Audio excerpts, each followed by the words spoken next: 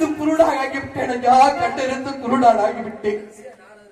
என்ன செய்வதற்கு பொண்ணு புரியாமல் ஹரிச்சந்திரா அந்த 48,000 பொண்ணு பொருளும் கொடு, இல்லை என்றால் இல்லை என்று சொல்லு என்று தெரிவித்தார். சுவாமி, நான் ஒருவருக்கு வாக்கு கொடுத்து இந்த சட்டாளன் இல்லை என்று சொல்வதற்கு என் மனத்தில் நெஞ்சமில்லை அப்பா.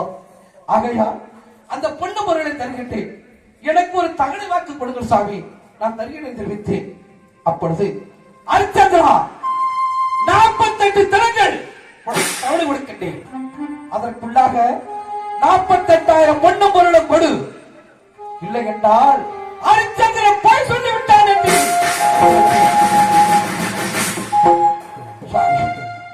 48 தினத்துக்குள் அந்த பொண்ணு பொருளை கொடுக்கின்றேன் என்று தெரிவித்தேன். ஹரிச்சந்திரா, இதோ நட்சத்திர பகவானை அனுப்பிக்கின்றேன், அவர்கள் சென்று அந்த 48,000 பொண்ணு பொருளும் கொடு என்று தெரிவித்தார். ஆகட்டும் சுவாமி என்று நட்சத்திர பகவான் என்னோடு தொடர்ந்து வந்தான். சுவாமி, நான் இவ்வளவு தூரம் நடந்து விட்டேன். ஹரிச்சந்திரா, ஒரு வார்த்தை இல்லை என்று சொன்னான். இந்த 48,000 பொண்ணு பொருள் இல்லை என்று சொல்லலாமே. இல்லை சுவாமி, தருகிடேன் என்று அழைத்து சென்றேன். எங்கு சென்றேன்? காசி சென்றால் கரும்பு தீரும் என்று காசி சென்றேன். காசி விசுவனார் ஆலயத்தில் அமர்ந்து என் மனைவியும் என் மகனை அமர வைத்து விட்டு காசி நகர் சென்றால் நம்ம செய்த பாகம் எல்லாம் தீர்த்து சென்றேன். காசி பட்டணம் சென்று அந்த விசுவனார் ஆலயத்திலே அமர்ந்து விசுவநாதன் தரிசனம் செய்தேன்.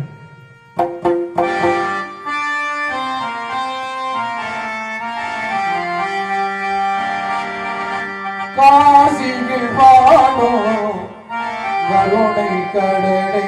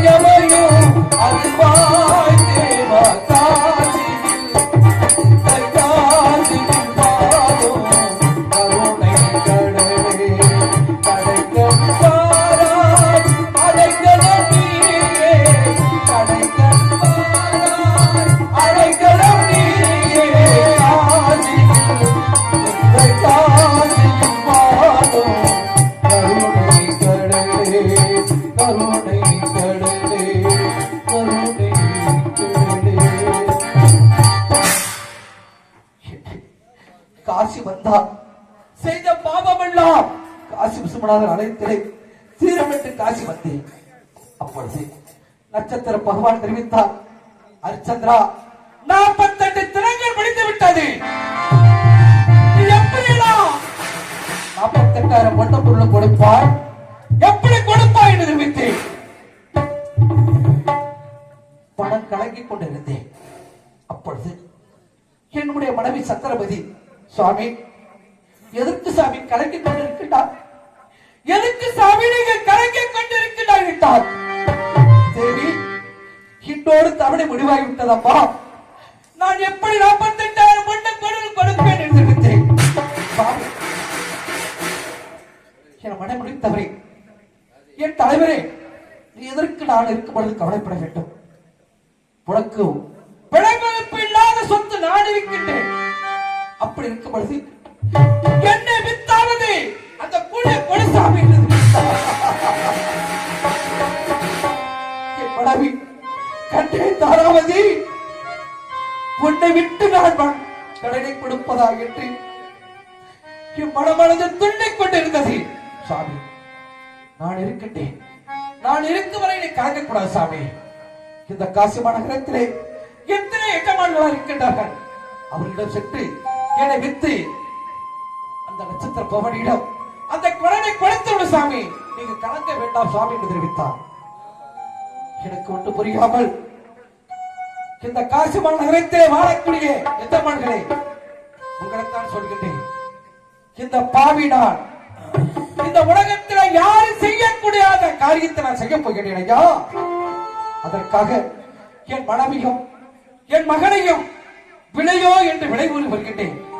காசி மாநகரத்தில் வாழ எஜமான்களை என் மனைவியும் விலை கொடுத்து வாங்க வேண்டும் ஐயா, விலை கொடுத்து வாங்க வேண்டும்.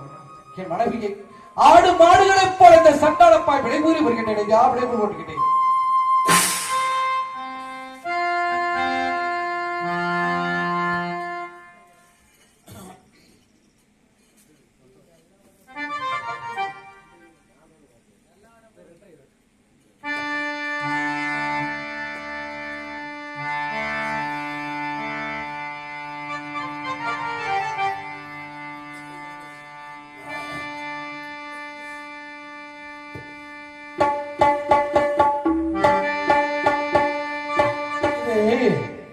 உலகம் அறியாத புதுமை ஐயா. அதற்கு முன்பாக இந்த ஊரிலே வந்து இங்க இருக்கக்கூடிய அனைவருக்குமே என் முகத்தை நீங்க பார்த்திருப்பீங்க. ஆனா வந்து நான் இந்த வேடத்துல முதல்ல நான் வரல. நான் இத்தனையோ ராஜபட்டரோட வந்து என் பேரு தான் கேபி சாமின்னு சொல்லக்கூடியவன். நான் இந்த மேடையில 2-3 தடவை நான் சத்தியத்தியாக நடித்திருக்கின்றேன்.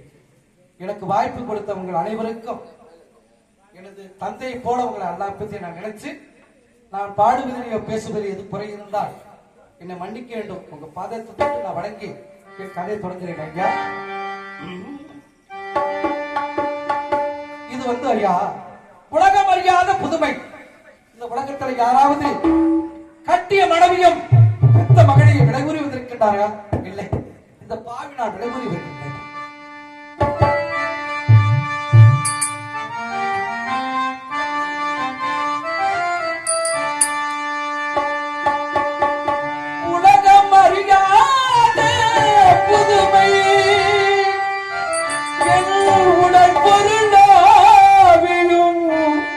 கடனுக்கு விற்பது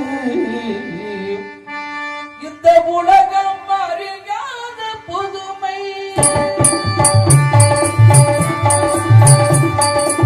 உலகம் அறியாத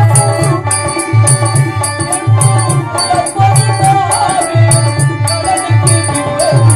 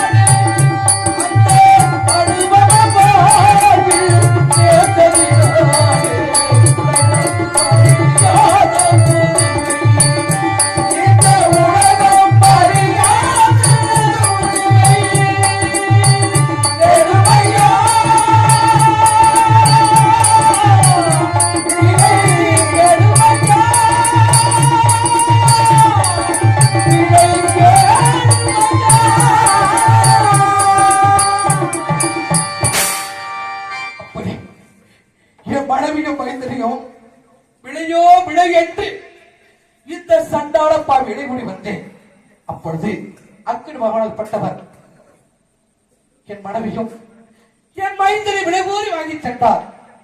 என் அருமை மகன் யோகிதாசன் அப்பா அப்பா அப்பா என்று என்னை திரும்பி திரும்பி பார்த்து சென்ற பொழுதுதான் என் இதயமே வெடித்து விடும் போல இருந்தது. ஐயா, இதயமே வெடித்து விடும் போல இருந்தது.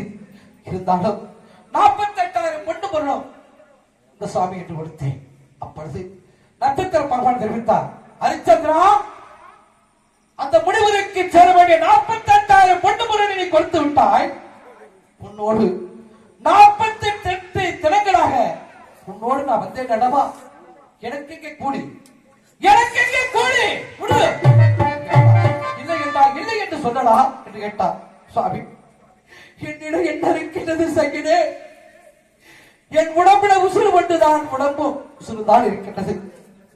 எனக்கு என்ன இருக்கின்றது? சுவாமி, என்னை யாருக்காவது என்னை விட்டு உங்க கூலி எடுத்துக் கொள்ளுங்கள் சாமி என்று தெரிவித்தேன். அப்பொழுது என்னை திருத்தி செல்லக்கூடிய யமனிடமிருக்கு அந்த வீரபாகுக்கு என்னை விட்டு அந்த கூலியை தரவுகளை எடுத்துச் சென்றான். வீரபாகுக்கு நான் அடிமையானேன். வீரபாகு அடே தோட்டி அடக்கேடு கும்பான் சுவாமி என்று இருக்கப்படுது. இன்று மனுக்குட சுமந்தவா என்று தெரிவித்தார். அந்த நாத்தை என்னை உடல் முழுவதும் புடுங்கி விட்டது. ஐயா, மதுக்குடத்தை நான் சுமந்து வந்தேன். அப்பொழுது கீழே போட்டு விட்டேன். கீழே வளர்த்து விட்டதனால், ஹே ஆண்டே, நீ மதுக்குடத்தை கீழே போட்டு விட்டாய். இந்த வேலைக்கு நீ ஆயில்லை. கறி சமைத்து வா, எனக்கு கண்டறிந்து கறி சமைத்து வாடா என்று தெரிவித்தான். பாவிடா, கறி சமைப்பதற்கு கண்டறிக்கப்படுது. இந்த சண்டாளருக்கு அப்பொழுது தெரிவித்தார், இந்த வேலைக்கு நீ நாக்கில்லை. போ, அது ஈசான மூலையிலே மயானம் இருக்கின்றது. அந்த மயானத்திலே பகலாயிரம் இடம், 20,000 இடம் வரும். அந்த வாக்கரிசியை நியமித்துக் கொள். நாற்படம் மனத்துண்டு எட்டமானுக்கு அனுப்படா என்று தெரிவித்தான். அகட்ட சாமி என்று, அகட்ட மையனை என்று 56 தேசத்தை ஆளக்கூடிய நான் இன்று மயடத்தை காக்க வேண்டும் என்றால் தடை என்றான், தடைவிதி என்றான் விட்ட முகம் அகண்டை நான் படும் துயரத்தை எரிவா காசினாகா என்னை இந்த நிலைமைக்கு நீ ஆளாக்கி இருக்கின்றாயே. என்னப்பா பாவம் செய்தேன் காசிநாதனே, கருணாமூர்த்தியே, நான் படும் துயரத்தை யாரிடம் போய் சொல்லுவேன்? யாரிடம் சொல்லுவேன் ஐயா? யாரிடம் சொல்லுவேன்?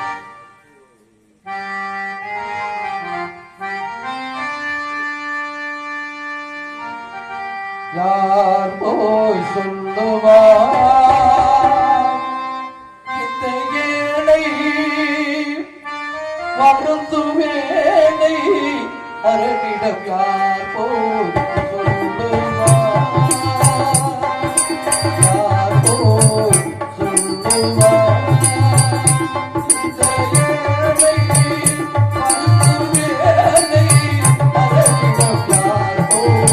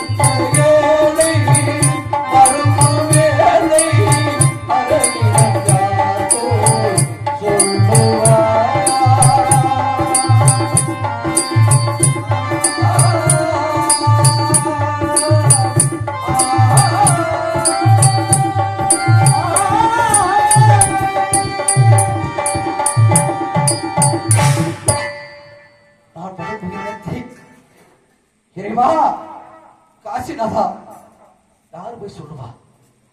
அப்படி இருக்கப்படுது. இந்த மயானத்துக்கு போ, காற்படம் உளத்துண்டு நிஜமான கடுப்பு, அதில் வரக்கூடிய வாக்கரசியை நீ சமைத்து சாப்பிடு. இந்த மயானத்துக்கு போக வச்சிருக்கேன். போகிட்டேன். இந்த மயானத்துக்கு நான் போகின்றேயா? நிஜமான கட்டளைப்படி நீதி தவறாமல் இந்த மயானத்திலே நான் மயானம் காக்க வேண்டும். இதோ நான் மயானத்துக்கு சென்று வருகிறேன். ஆண்டவா,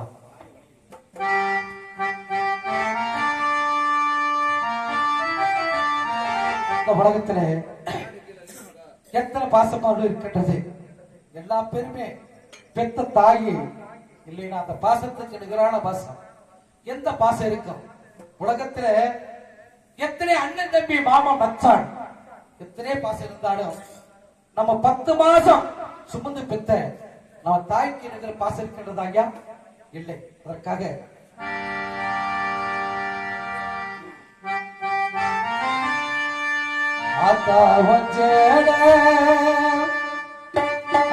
ஆகாயத்தை போல குட்டி கட்டி தூக்க துணி கட்டி ஆடு ஆத்திரமே குடிக்க கப்பலுக்கு தடவட்டே பார்த்தாடு சேர்ந்தனைக்கே தோணு செத்தாடு என்ன பார்த்து வேணும், செத்தாடு என்ன பார்த்து வேணும். 10 மாதம் என்ன சுமந்து பெற்று எடுத்த அம்மாவோ பாசத்துக்கு முன்னாலே தெய்வம் இல்ல சும்மா. ஒரு தந்தை எல்லாம் பாடா தந்து கூட்டி வளர்த்த அம்மாவோ அன்புக்கு முன்னாலே ஆகாய சும்மா. எறும்பு அண்டாம துசுரும்பு சேராம கஞ்சி தண்ணி இல்லாம கண்ணுறக்கம் பாராம தொப்பு கொடி முறவருத்த அம்மாவோ அன்புக்கு முன்னாலே ஆகாய சும்மா.